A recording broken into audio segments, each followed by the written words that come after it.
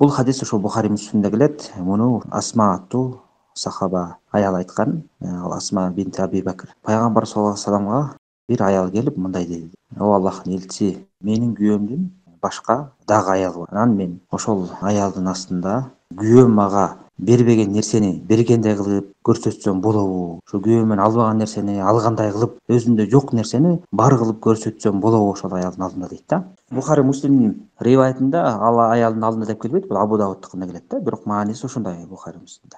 Анан пайгамбар сурайт да, ошентип көрсөтсөм болобу? Бул иш туурабы же күнөө болобу деп сурайт. Бухаринин риваятында ошо күйөөм бербеген нерсени ошо бер деп өзүмдү тойгондой кылып көрсөтүп деп айтат. А берки Муслимдин риваятында болсо ошо күйөөмдүн баягы акчасын албасам деле, мал мүлкүн албасам деле алгандай кылып акчасынан мага ушуну берди, мына мага мындай белек кылды деген мааниде кылып көрсөтсөм болобу? Ушул күнөөбү же күнөө эмеспи деп сурайт да. Ошондо пайгамбар саллаллаху алейхи вассалам эмне деп жооп берет? Пайгамбар саллаллаху алейхи вассалам кыска нуска кылып үй бүлөлүк маселеге дагы эреже боло турган жана жалпы мамиледеги эреже боло турган бир хадисти айтат да. Пайгамбар эмне деп айтат? Ал муташаббиу бима лам ю'та калабиси саубай зур дейт. Өзүндө жок нерсени ошо бар кылып көрсөткөн, тойбогон нерсесине тойгондой кылып көрсөткөн өзүн өзү. Бул жалгандын эки көйнөгүн кийгенге, жалгандын эки кийимин кийгенге барабар окшогош деп пайгамбар айткан да. Мына ушинтип пайгамбар саллаллаху ага кыска нуска так жооп берди. Бул жерден биз эмнени алып атабыз, эмнени үйрөнүп атабыз? Биринчи үй бүлөлүк маселени айта турган болсок, жанагы аял киши келип, албетте эми табиятта баягы бир үй бүлөдө бир кишинин эки же андан көп аялы болуп калса, ар кандай атаандаштыктар болот да, кызганычтар болот. Анан ошондо тиги аял киши келип айтып атат да, берки аялды кызгандыруу максатында же башка максатта өзүндө жок нерсени мына бар деп көрсөтсөм, мага бербеген нерсени күйөөм мына мага берди, мындай кылды деп көрсөтсөм туурабы деп күнөө болбойбу деп сураганда пайгамбарыбыз эмне деп айтты? Ушундай кылуу, өзүндө жок нерсени көрсөтүү, өзүн тойгондой кылып көрсөтүү тойбогон нерсе. Бул уже жалгандын эки кийимин кийгенге барат да. Ал муташабби деген ошону айтат. Өзүнүн баягы тойгондой кылып көрсөтүү да. Өзү тойгон жок, бирок өзүндө жок ошону мына мен тойдум, бул мага жетиштүү болду же бул нерсе менде бар деп жок эле жерден жалган айтып өзүн көрсөтсө, бирөөнү кызгантуу максатындабы же нааразы болуу максатындабы же ачуусуна тигүү максатында кылган болсо, мындай кылык эмнеге барар деп айтты пайгамбар саллаллаху алейхи вассалам? Бул жанагы жалган эки кийимге кийип алганга бар деп. Эмнеге эки кийим деп пайгамбар саллаллаху алейхи вассалам айтып кетти? Эми көптөгөн алдындар ар кандай ойлор бар экен. Түзмө-түз маанисин ала турган болсок, анткени адам баласы ошондой жалган мамиле көрсөткөндө эмне кылып атат? Биринчи, өзүн алдап атат, өзүндө жок нерсени көрсөтүп атат, жок нерсени бар деп айтып атат. Экинчиден, ошол нерсе менен бирөөнүн ичин оорутуп, бирөөнү нааразы кылып, бирөөнүн ачуусуна тигип атат, бирөөнү кызгантып атат да. Мына ошондуктан жалгандын эки кийимин кийгенге барабар болгон да. Бул хадисте келген эреже, пайгамбар сөзү, бул жеке эле үй бүлөлүк маселе эмес, көптөгөн баардык маселеге байланыштуу да. Мына ошолорду четинен иншалла түшүндүрүп айтабыз. Үй бүлөлүк маселеде мейли бир аял болсун же эки аял болсун деп коелу, жанынан көп.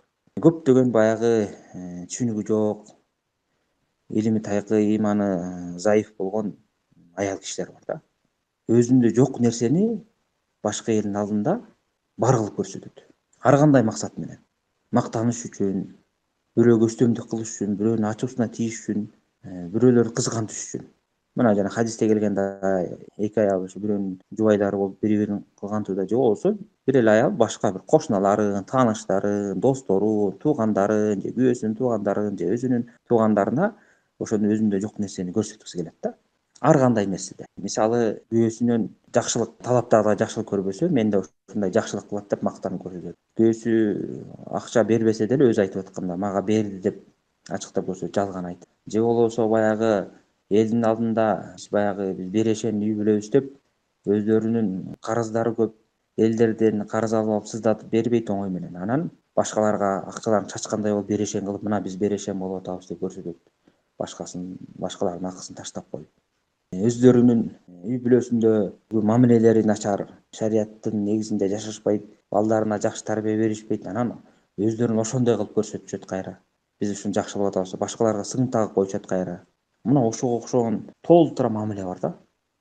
Демек, адам баласы өзүндө жок нерсени бар кылып жалган жол менен көрсөткөн болсо, демек ал жалгандын эки кийимин кийип алып жүрөш. Бул деген демек күнөө иш.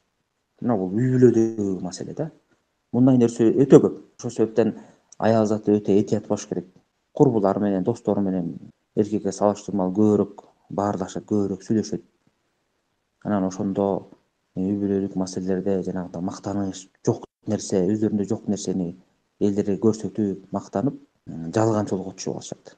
Ошол жол менен өздөрүн алдап атышат, башкаларды да алдап атат, өздөрүнө башка бирөөлөрдү душман кылып атышат, анан күнөөгө да батышып атат. Канча деген зыян келип атат. Анын акыйкатын билген, көргөн адам, билген адам эмне дейт аларды? Эгер байкап калса, жалганчы деп айтат. Булар баягы көйрөң деп айтат, мактанчак деп айтат. Ошентип өздөрүнө жаман сыпаттарды алып келип алышат да. Бул өтө коркунучтуу нерсе. Ошондуктан адам баласы өзүндө жок нерсени такыр бар деп жар салып, элге мактанбаш керек. Мына илим жаатында деле мисалы.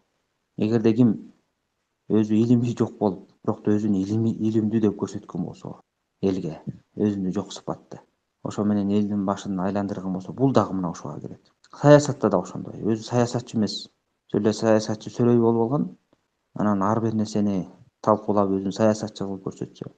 Азыркы заманда белгилүү блогерлер. Өзүн блогер эмес, блогер сымал көрсөтүп, аябай укмуш, элдин көйгөйүн талкуулап, проблеманы чечип аткандай кылып көрсөтүп, анын аркасында өзүнүн баягы ошого ылайыктуу эч бир сыпаты жок. Көрүнгөн жалган, чыны анык болбогон кабардын баарын чогултуп эле лайк баскандар же катталгандар көбөйсүн деп, ошону максат кылып, же бизнес кылууну максат кылып, ар кандай нерселерди чыгарып, блогер сымал болгондор да көбөйдү. Мунун баары тең ошо. Кадыр баркты издегендер көп. Өздөрүнүн кадыр баркы жок, бирок өзүн кадыр барктуу кылып көрсөтүшөт. Мени элдер сыйлайт, мени мындай кылат деп элдерге жалган айтышат, мактанышат. Же болбосо бирөөгө мактанып, менин сөзүм өтүмдүү, буяка барсам жумушумду бүтүрөт, сөзүмдү эки кылбайт, бир эле звонок менен бүтүрөм, мындай иш менен бүтүрөм деп мактангандар бар. Бирок акыйкатта алардын андай кадыр баркы жок, андай сыпаттары жок. Бул эгерде ошондой нерсе чын болгон күндө дагы адам баласына мактануу, ошо менен сыймыктанып элге көрүнүү ал такыр туура эмес. Эми элестетип көрүңүздөр, ошондой нерсе жок болсо кандай болот ал? Мына ошон үчүн жана жалгандын эки кийимин кийип алган адамга окшоп атпайбы? Мына көрүңүздөр, мына ушундай нерселерден өтө этият болуш керек. Соодагерлер дагы ушундай бар. Дыйкандар да бар. Мал баккан деги эле кандай кесипти аркалабасын, кандай жашоодо өткөрбөсүн, адамдын баарында бар. Өзүндө жок нерсе мына. Мисалы, бизнесмендерди ала турган болсок, кээ бирөөсү бизнес жакшы жүрүшпөсө деле, айланбаса деле, жанындагы досторуна, башка бизнесмендерге мактаныш үчүн же аларды ичин кийгизүү үчүн мен момунча акча таптым, момунду айландырдым, аз эле убакыттын ичинде ушунча акча түшүп калды мага, ишим аябай жүрүшүп атат деп. Байкуштун артында карасак канча деген карысы бар, канча адамды сыздатып жүргөн, өзү кыйналып жүргөн, иши жок. Мына ошентип жөн эле мактанып, жалган сөзүн айтып, өздөрү күнөөгө түшүп жүргөн канча деген толтура адамдар бар. Мына ошонун баары тең жалгандын жолу. Адамга дүйнөсүндө дагы акыретинде эч бир пайда бербейт. Ал байкуш өзүн гана алдап атат. Мейли ошондой болгон күндө дагы мактанды, элге жар салды, эмне пайда чыкты? Эмне пайда чыкты? Бирөөгө аябай суктанып, ушундай турбай, ушундук болгон турбай дейт. Балким ошонун аркасынан бирөөлөр душмандык кылып, көзү жамандардын көзү тийип, сөзү жамандардын сөзү өтүп, ушакка калып, же бир каракчылар, душмандар көрсө мал мүлкүнө кол салып, ошого өзү мактанып аткан жакшылыкты алганга аракет кылышат. Эгерде ошол чын болгондо. Жок болсо эмне пайда? Жанагынтип эки жалгандын кийимин кийет дагы болду. Акыретте өзү гана жоопкерчилик. Ошондуктан мына ушул баягы жүрөккө байланышкан элдерге мамиле кылуудагы маселеде адам баласы өтө этият болуш керек. Мактаныч, эл көрсүн, эл мени мактасын, эл мени жактасын деген такыр маселе болбош керек. Мына ушунун айынан дагы, ушундай мамиленин айынан дагы жана үй бүлө бузулган убакыттар да болот. Мамилелер бузулган убакыттар болот. Анткени бир күнү болбосо бир күнү жалганы чыгып калат. Анан элдин баары качат, жаман көрөт. Алдамчы экенсиң, алдаптырсың дейт. Анан көрө албастык, ошол адамдын өзүндө көрө албастык пайда болот. Анткени бул нерсени эмне себептен кылышыктыр? Анткени экинчи тарапка кызганып, мисалы, эки аял болуп калса, кийинки аялга кызганып, анан мен жок нерсени баргадай кылып көрсөтөйүн деп жасаган болсо, тиги аял көңүл бурабы, көңүл бурбайбы, экинчи аял көңүл бурбаса, тиги айтып аткан адам кайра арданып, ошонун аркасында ниети бузулуп, андан башка дагы ашыкча душмандыкты ойлоп тапканга аракет кылат. Шайтан деген жөнүн жатпайт да. Ошентип адам бир кичинекей күнөөдөн чоңураак күнөөгө түртүлө баштайт. Ал жөн эле жалган менен көрүнгөн этаптан тигинин жалган айтканга, жалаларды жапканга өтө баштайт. Мына ошентип адам баласы өзүнө эле туңгуюкка кептеп эле зыян тартпаса эч качан пайда таппайт. Ошондуктан бул өтө маанилүү маселелердин бири. Ар бир адам ушул нерсеге көңүл буруш керек. Өзүн тарбиялап, бала чакасын ушуга тарбиялаш керек. Кичинекейинен баштап көндүрүш керек ушундай нерсени. Адам баласы өзүндө жок нерсени элдерге жалган жол менен көрсөтүп, баардай кылып көрсөтпөш керек. Бир туугандардын арасында, достордун арасында дагы. Мисалы, кээ бир туугандардын арасында деле болуп калышы ыктымал. Бирөө келип, мисалы, атам мага мындай берди же тигиндей берди, апам мынтип койду депчи. Анан ошонун аягынан башка бир туугандары кызганат. Эмнеге атабыз бизге мынтпейт, эмнеге мынтет деп. Атасы антпесе дагы. Мына көрдүңүздөрбү? Мына ошондой деген канча деген зыян тартат адам баласы. Ошондуктан ар бир мусулман жашоодо чындык менен өтүш керек. Пайгамбар саллаллаху алейхи вассалам айткандай, чындык жакшылыкка гана алып барат, жакшылык бейишикке алып барат дейт. Адам баласы чын сүйлөп такай чындык менен жүргөн болсо, Аллах субхана тағаланын да чын деп жазылат деп. Мунун тескериси эле жалган сүйлөө. Бул тозокко алып барат жалган сүйлөө. Эгерде адам баласы кечке жалган айтып жүрө берген болсо, Аллах субхана тағаланын да жалганчы деген атка коюлуп, ошондой жалганчы деп жазылып калат.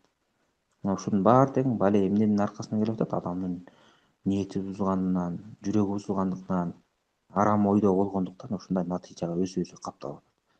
Аллах субхана тағала сактасын. Ар бир мусулманды ушундай жаман сыпаттардан арылтып, жакшы адеп ахлакты насип кылсын.